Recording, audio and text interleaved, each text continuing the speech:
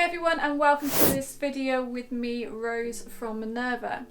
Now for today's video we will be doing a sew along with the VikiSews Tally top pattern. The Tally top is a bustier top, so it's nice and close fitting and it's fastened with a open-ended zip at the back. It does have straps and it also has some nice sort of faux boning channels through the top. I've picked a classic Duchess satin for this pattern. It's a good sturdy satin material and you need something with some strength to it because it's such a tight fitting top. I also have a lining fabric and both are made from 100% polyester. There's a few other things you will need, so for example you will need an open-ended zip for the fastening. You'll need a bias binding maker, bias tape maker. You'll also need some tape, some interfacing tape and some interfacing as well because the whole of the top is interfaced.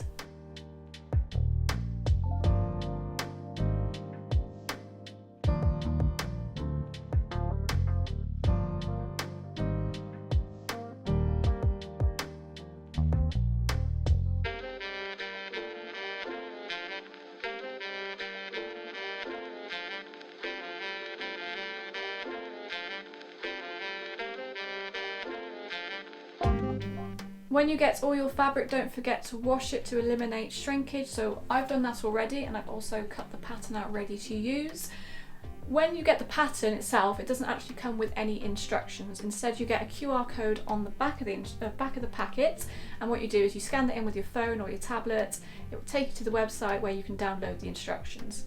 Now this is really handy if, say, you don't like loose pieces of paper floating about all over the place, or you like working from your phone or your tablet. Personally, I like to have the paper because it means I can tick it off as I go along and I don't lose where I am in the instructions. So I have printed it off, I haven't read it yet. So what I'm going to do now is grab my cup of tea and take a read through the instructions. A few tips before we start. Number one, wash all your fabric, make sure it's all washed, ready and ready set to go. You need to eliminate that shrinkage if there is any shrinkage in the fabric before you start sewing. Number two would be fit is very important for this garment, so if you need to make a mock-up, make a mock-up. It's always a good thing to make a mock-up of anything that you're a little bit unsure of before you start sewing. Number three, mistakes happen. They just do. If you go wrong, nothing wrong with it, just simply start again. And number four, just in case those mistakes do happen, make sure that you buy enough material. It's always handy to have a little bit extra just in case mistakes come along and you need to retry with the pattern pieces.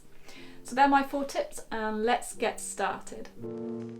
Once you've cut out all your pattern pieces, and you can see I've got mine all laid out here, what you'll need to do is prepare your fabric. And you'll do that by taking your main fabric and the interfacing, and you'll iron the interfacing on the whole piece of fabric.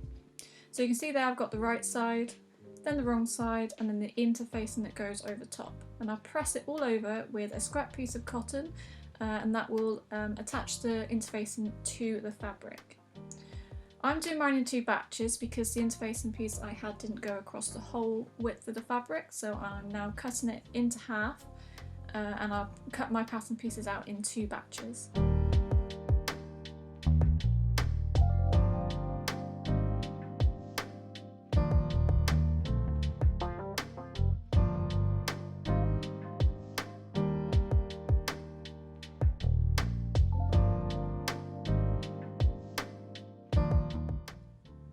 I like using fabric shears or fabric scissors for cutting out fabric because you get that crunch sound. You don't get that with a rotary cutter, but when you're using fabric scissors, you get that sort of crunch sound and it's just so satisfying.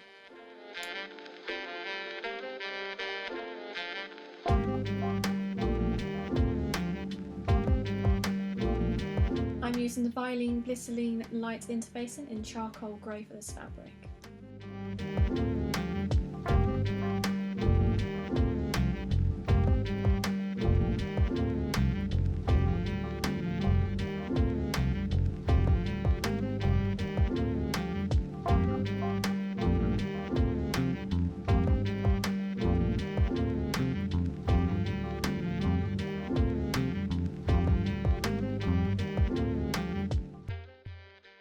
Once all the pieces are cut out, we'll need to put the interfacing tape along the arm side edges on the front and back strap and the side pieces, the top edges of all the front and back pieces, shoulder edges on the front and back straps, and the bottom edges of all the front and back pieces.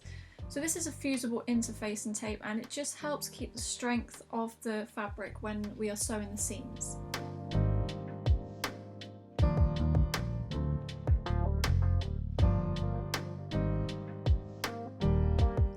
You'll want to use a coarse and medium heat iron for this, and this will bond the interfacing tape to the interfacing of these pattern pieces.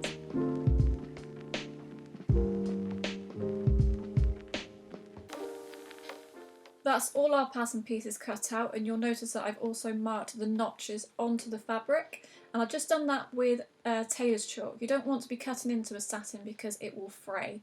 So using just a bit of tailor chalk to mark those notches on is a better option. We'll start with pattern pieces 1 and 2, and we will pin them together, matching those notches up as best as you can. Once that's all pinned up, we're now ready to start sewing, so I'll take our cotton thread and we'll load it into the machine.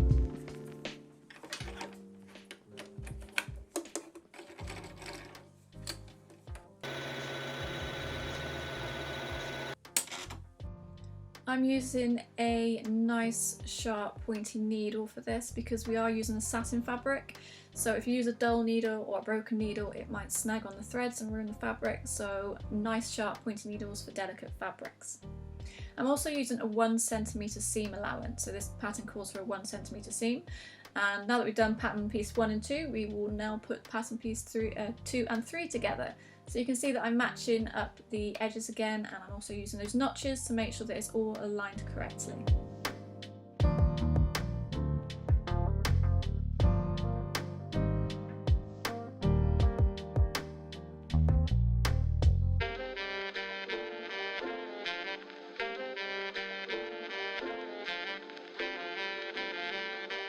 Now that we've put those pattern pieces together, we can put pattern piece number 4 onto pattern piece 3, and you'll notice that they finished about 1/3 of the way up the garment.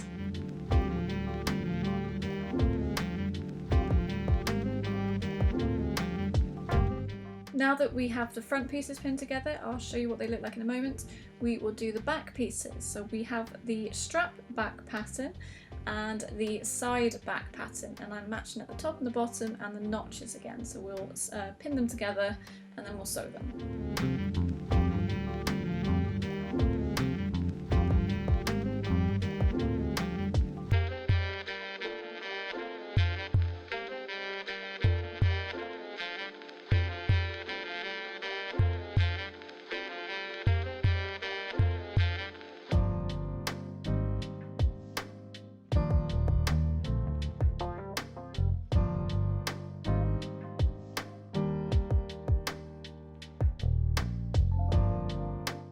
Now that we have those pieces sewn together, I've just lightly opened them up here just to see what they look like. We'll move on to the mid back pieces and the centre back.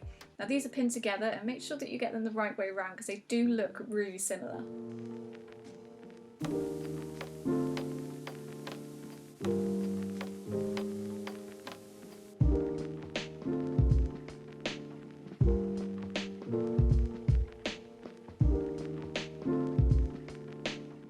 Now that's all done, we'll attach these 2 pieces together, and that is with the mid back piece and the strap back piece.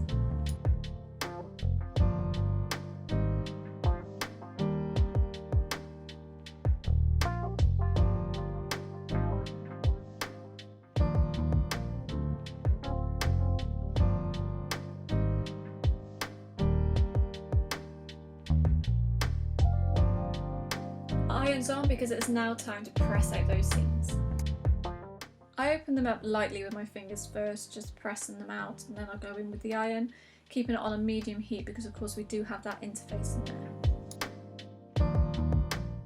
Next up is to cut into those seams, those curved seams, and that will help the seams lie flat. So I'll do this for this seam on the back pattern and for all the seams on the front pattern. And I can 100% guarantee I will be finding those little triangles of fabric all over the place for the next couple of months.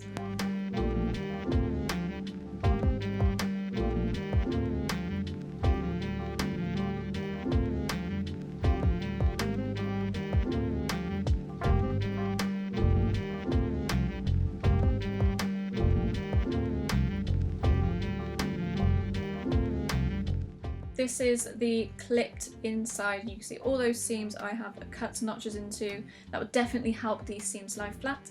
And here's the right side of the back piece.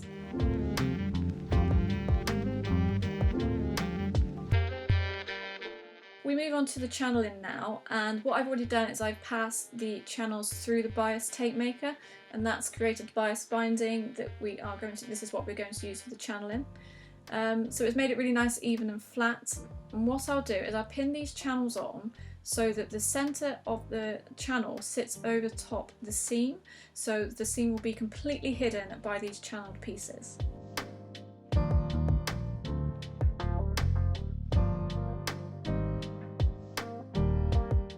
After you've pinned them all, or I've just done the two to begin with, is then you want to baste these channels in place. It will be much better than sewing with the pins in.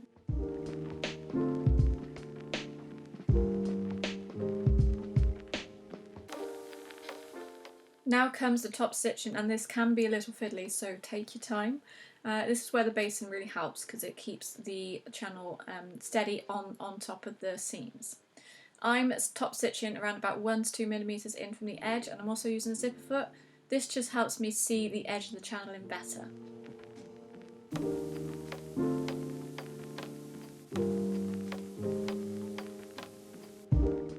Another important thing to note is if you started at the top with your channeling and your top stitching, is to always start from the top. Don't go from the top to the bottom and then from the bottom to the top on the same piece of channeling, because it might distort the bias binding. So if you start at the top with the top stitching, always start at the top.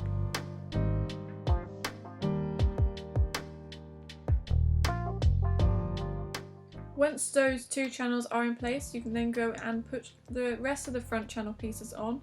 So you should have 6 channel pieces on the front piece for the moment. This is my front, so I've got my 6 pieces on the front, and I have left the basting in there for the moment, but don't worry, I will take that out. So now that we've done the front, we can do the same with the back seams.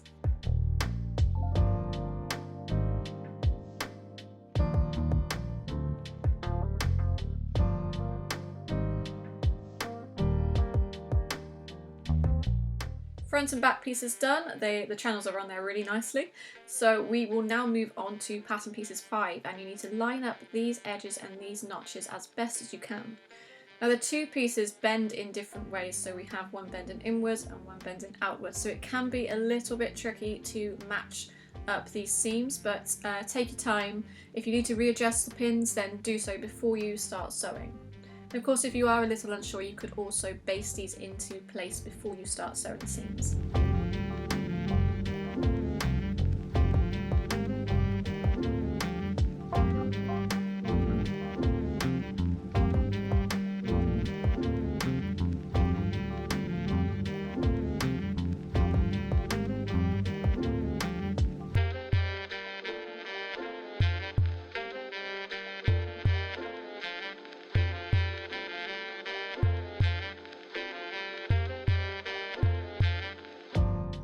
There we are, that is the front done. Those seams are sewed together. So all we need to do is put that last channeling piece over top of those seams.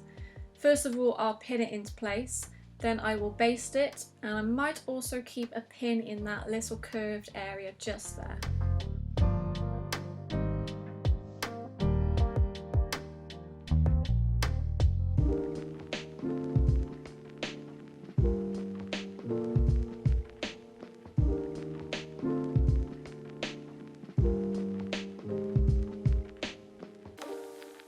You can see here that the pins distort the shape of the fabric, it's quite wavy. So once you've basted it into place and you've taken away those pins, then the fabric will lie much flatter, which makes it much easier to sew.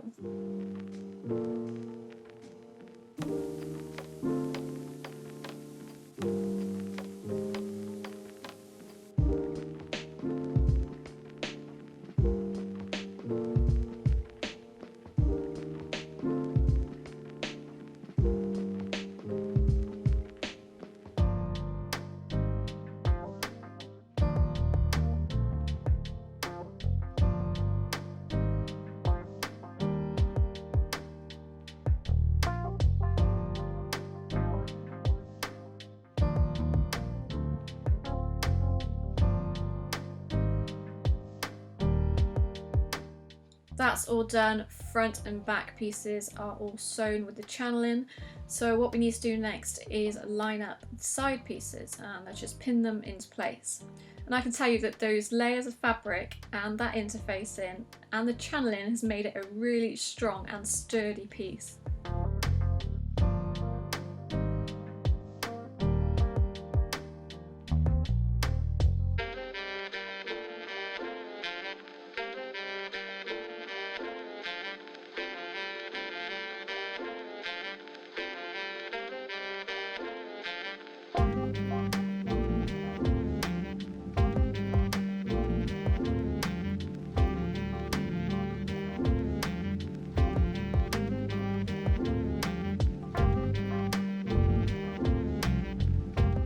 And it's all ready to sew.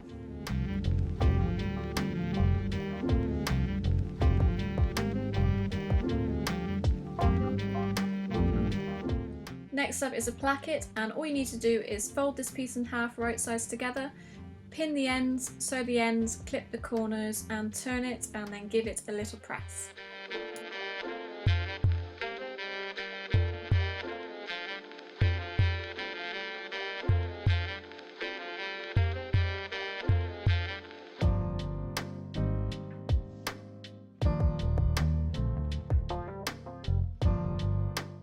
It's now time for that zip.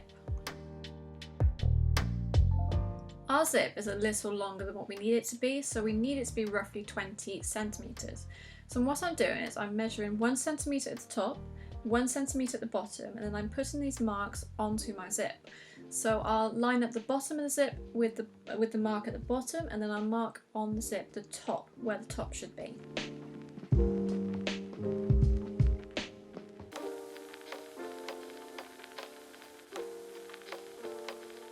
Once you've got those marks on there, what we need to do is with a pair of pliers just gently remove the metal teeth above the marks.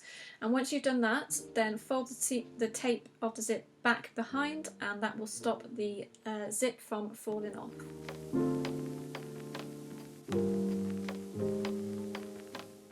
Match up the top and bottom of that zip onto our back pieces, pin and baste into place.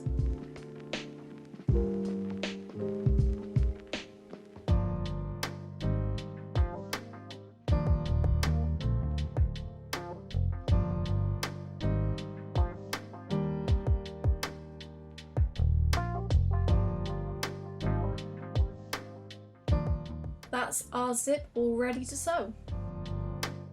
Again, this is using my zipper foot and I am keeping it about 2mm away from those metal teeth. Don't want to be sewing over those teeth because they will break a needle, so keep it nice and even, nice and steady. Once you get to that point where the zip's in the way, is gently lift up your foot and move that zip up to the top and then continue sewing. At this point I'm actually turning it by hand because we're actually going over plastic at the end of that zip, so I don't want to put too much pressure on the needle.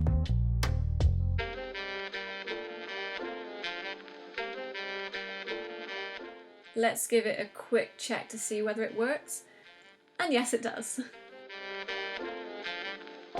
This is the placket and this goes over the right side of the zip, so pin it into place. It does match up really nicely to the top and the bottom, and sew it as close as you can to the stitching line for the zip.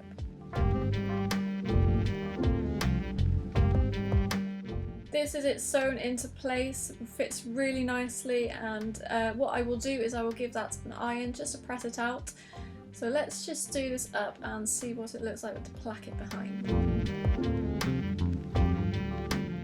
Now that our front is done, we now need to do the lining. So I have the pattern pieces 1, 2, 3, 4, 5 and 18.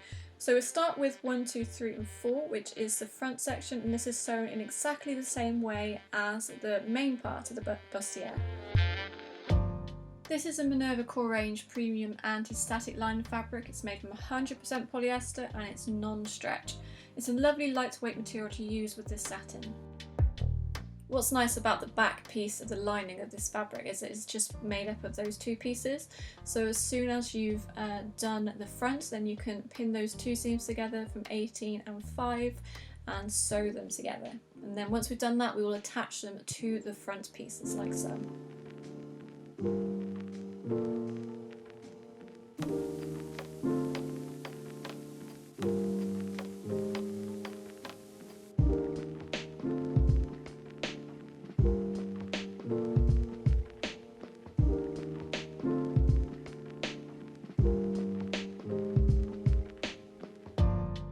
Again, this is that curvy bit, which is a little bit difficult. Probably that bottom piece is the hardest because you need to sort of swing it around and pin it. So if it helps to base it into place first.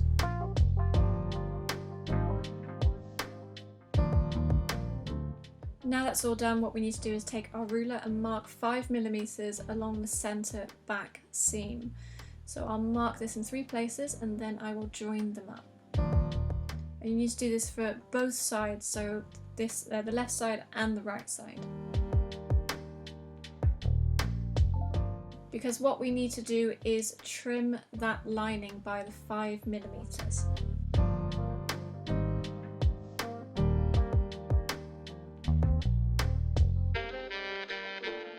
In order to form a roll to bring the lining to the inside of the garment, you will need to trim the top and bottom lining edges by 2 to 3mm. And this will help bring the lining inside, and once we press it, you will get a nice even 2mm roll on the inside of the garment.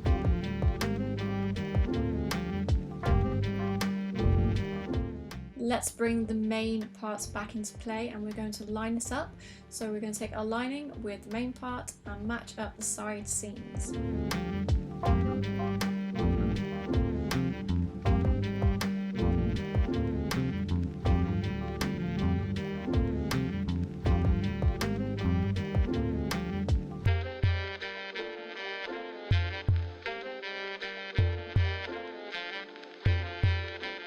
You want to stitch the entire seam on the right hand side, but leave an opening for turning on the left hand side by stitching along 4 cm along the back neckline and then 4 cm from the bottom edge.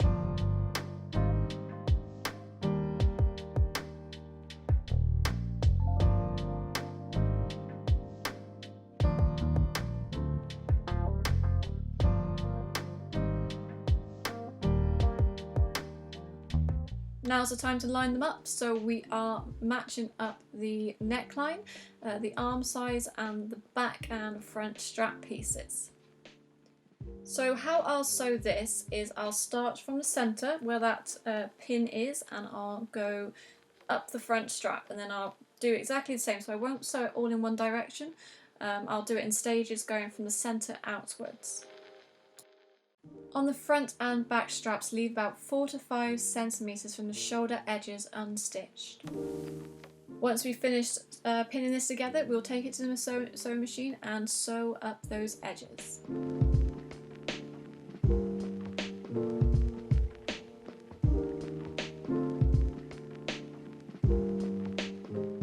Now that that's all done, you can see we have this attached at the top and the sides. So what we need to do now is a little bit of understitching. So turn the garment the right side round, press the seams towards the lining, and as you can see here, I've got the lining on the right hand side and then the main fabric on the left hand side, and I'm just stitching as far as I can along that neckline and up those straps with a 2mm sewing stitch line. It does get a little bit tricky by those straps, but just do the best that you can.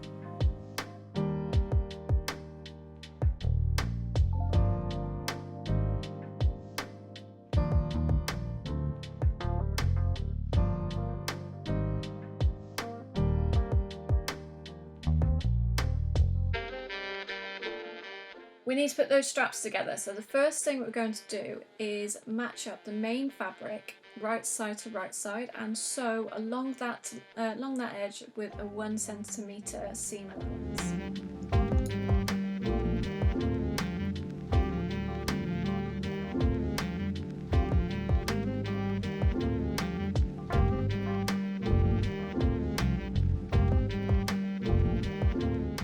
This is what we want our strap to look like, so I've gone ahead and sewn one as an example. So once we've sewn the main fabric together right side to right side, we now need to do the lining. And an easy way to do this is to place the strap so that it's lining side to lining side.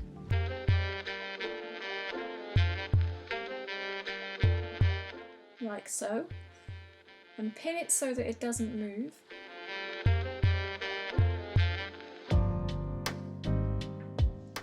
Then take the lining pieces, and they should naturally now fall right side to right side.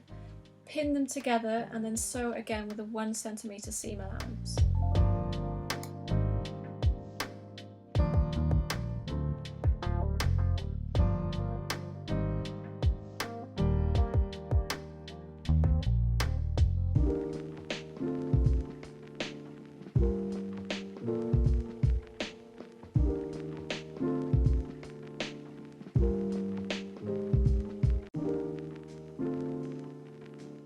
Those two seams are sewed, so what we need to do now is pull on the strap so that both seams go to the inside of the strap. So as I do it here, pop it through, there we go, both seams will be on the inside. So what we need to do now is go through the inside of the garment, through the back strap because that is the widest, and pull that strap through as much as possible.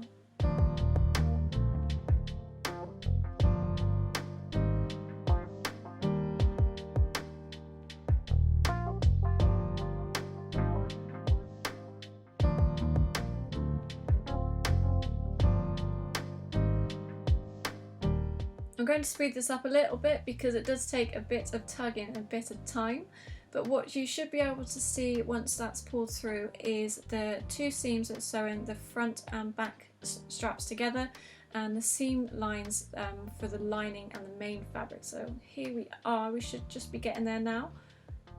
And I'll pop a couple of pins in just to make sure that it doesn't slip because we are using a slippery satin there.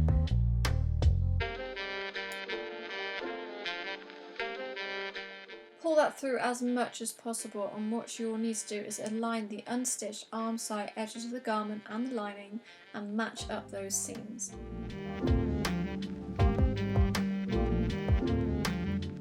And there's a closer look of the stitch lines we need to join up.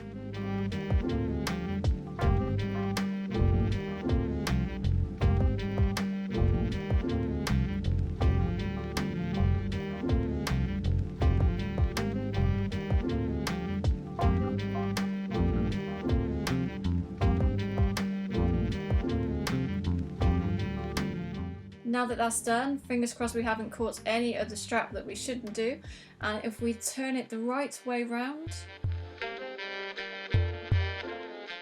it should look exactly like our first strap. So there we go, lovely, all done, perfect.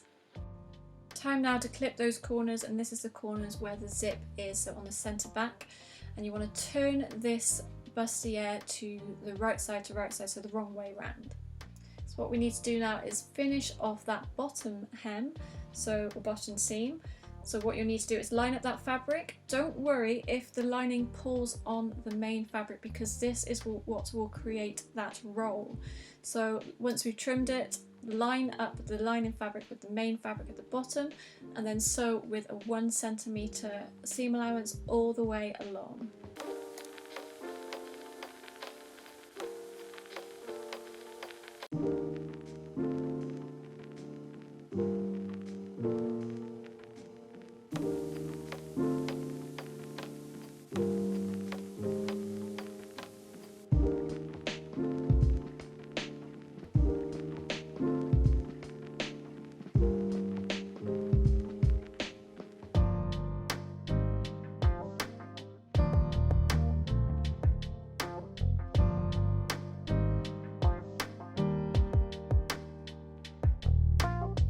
And this should be the last time we use our sewing machine.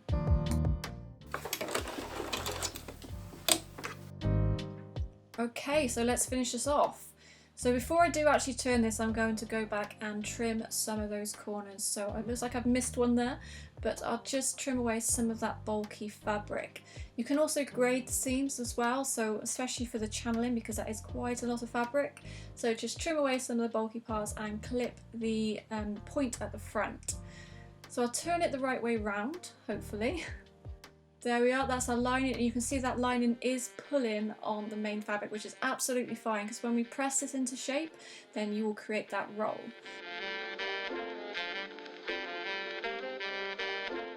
The opening on the left hand side just needs to be closed up, so I'm just using an invisible stitch and a little bit of cotton just to sew up that opening. I've tried to make it as invisible as possible so that hopefully no one will know where the opening to this garment is. We're ready for a press, and I'm using a steam iron for this, so I'm pressing absolutely everything that I can. Sewing machine off. This is what we started with, so let's see the final result.